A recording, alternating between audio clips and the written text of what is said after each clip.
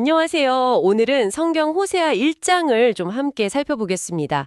유다와 이스라엘 여러 왕들이 다스리던 시대에 호세아 선지자에게 임했던 하나님의 말씀인데요. 네, 맞습니다. 이야기가 근데 정말이지 좀 파격적인 명령으로 시작하죠? 네, 맞아요. 아주 강렬합니다. 하나님께서 호세아에게 음란한 여자를 아내로 맞이하고 또 음란한 자식들을 낳아라. 이렇게 명하시잖아요. 이게 그 이유가 이스라엘이 하나님을 버리고 크게 음란하게 행했기 때문이다. 이런 설명이 붙고요. 그렇죠. 이 명령 자체가 상당히 충격적인데 이걸 어떻게 이해해야 할까요? 네, 말씀하신 대로 이 시작부터가 정말 강렬해요.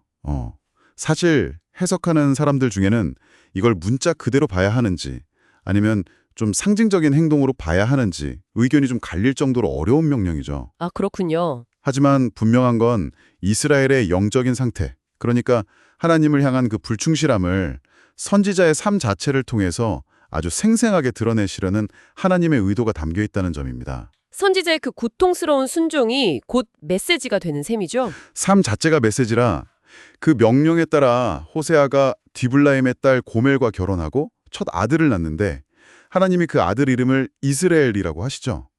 이 이름 이스라엘에는 어떤 의미가 있는 건가요? 네, 이스르엘. 이게 사실은 지명인데요. 과거의 예후 왕조가 바로 그 이스라엘 평원에서 아주 큰 규모의 숙청을 벌인 역사가 있습니다. 아, 피해 숙청 같은 건가요? 네, 그렇죠. 그런데 하나님께서는 이제 그 핏값을 예후 가문에게 갚겠다 이렇게 말씀하시면서 이스라엘 왕조의 종말 그리고 군사력의 파멸을 예고하시는 겁니다. 심판의 장소였던 바로 그 이스라엘 골짜기에서 이스라엘의 화를 꺾으시겠다. 이런 말씀이죠. 그러니까 이름 자체가 곧 다가올 심판에 대한 아주 직접적인 경고인 셈입니다. 그 이름을 듣는 백성들은 정말 섬뜩했겠는데요.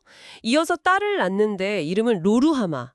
이건 긍휼히 여김을 받지 못한다는 뜻이라고요. 맞습니다. 로르아마, 더 이상 내가 이스라엘 족속을 불쌍히 여겨서 용서하지 않겠다, 이런 하나님의 선언입니다. 용서하지 않겠다. 네. 그런데 여기서 흥미로운 점은 바로 뒤에 유다 족속에 대한 언급이 나온다는 거예요. 유다는 긍휼히 여겨 구원하시겠다고 약속하시는데 그 방식이 중요해요. 방식이요? 네.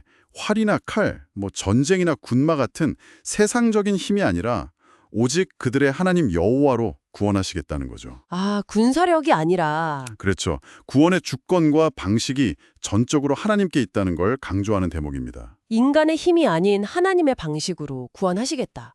이거 정말 중요한 차이점이군요. 그리고 셋째 아들의 이름은 로암미. 이건 내 백성이 아니다 라는 뜻이죠. 이건 정말 관계의 완전한 끝을 말하는 것 같아요. 그렇습니다. 너희는 내 백성이 아니오, 나는 너희 하나님이 되지 않겠다는 이 선언은 하나님과 이스라엘 사이에 맺어졌던 그 언약 관계가 이제 파괴되었음을 공식적으로 알리는 정말 심각하고 최종적인 선언입니다. 와, 하나님과의 그 특별한 관계가 단절되었다는 의미니까요. 이렇게까지 절망적인 상황인데 그런데 여기서 정말 놀라운 반전이 일어나지 않습니까? 네. 이 심판의 메시지 바로 뒤에 정말 믿기 어려운 회복의 약속이 또 등장해요. 네, 바로 그 점이 호세아서를, 아니 어쩌면 성경 전체를 관통하는 아주 중요한 메시지라고 할 수 있습니다. 심판 선언 바로 직후에 완전히 정반대의 약속이 주어지죠. 이스라엘 자손의 수가 바닷가의 모래알처럼 셀 수 없이 많아질 것이고 내 백성이 아니다라고 했던 바로 그 자리에서 살아계신 하나님의 아들들이라 불리게 될 것이라는 약속입니다. 아니, 내 백성이 아니다 했던 곳에서 하나님의 아들들이라니 심지어 발라졌던 유다와 이스라엘이 다시 하나가 되고 한 지도자를 세우고 번성하고 그 심판의 상징이었던 이스라엘의 날이 오히려 위대한 날이 될 것이라고까지 예언하죠. 맞습니다. 이 심판 뒤에 반드시 오는 회복의 패턴, 이게 하나님의 성품을 보여주는 거죠. 죄에 대한 공의로운 심판은 분명히 있지만 하나님의 궁극적인 목적은 파멸이 아니라 관계의 회복과 생명이라는 것을 드러내는 겁니다. 정의와 자비가 함께 나타나는 거죠. 아, 정의와 자비가 함께. 자, 오늘 호세아 1장을 통해서 우리는 선지자의 삶이 어떻게 그 자체로 하나님의 메시지가 될 수 있는지, 그리고 가장 어두운 심판의 선언 속에서도 어떻게 희망의 빛이 비추는지를 본 것 같습니다. 배신과 심판, 그리고 그 너머의 회복이라는 정말 극적인 드라마였네요. 네, 그래서 마지막으로 여러분께 질문 하나를 남기면서 마무리하고 싶습니다. 한 개인의 그 선지자의 고통스러운 삶을 통해 전달되는 이토록 준엄한 심판의 메시지와 그럼에도 불구하고 주어지는 궁극적인 회복의 약속, 이 둘이 공존하는 것을 보면서 여러분은 신적인 정의와 자비에 대해 어떤 생각을 하게 되시나요?